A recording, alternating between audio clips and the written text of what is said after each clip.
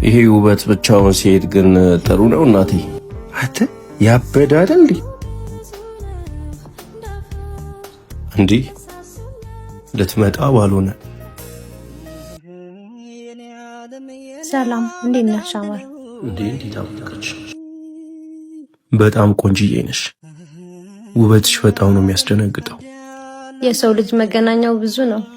ፈጣሪ እስከዛሬ ድረስ ሲንግል አድርጎ ለምን እንዳቆየኝ አሁን ነው የገባኝ።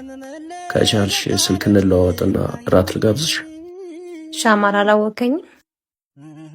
ዘመድህ ነኝ።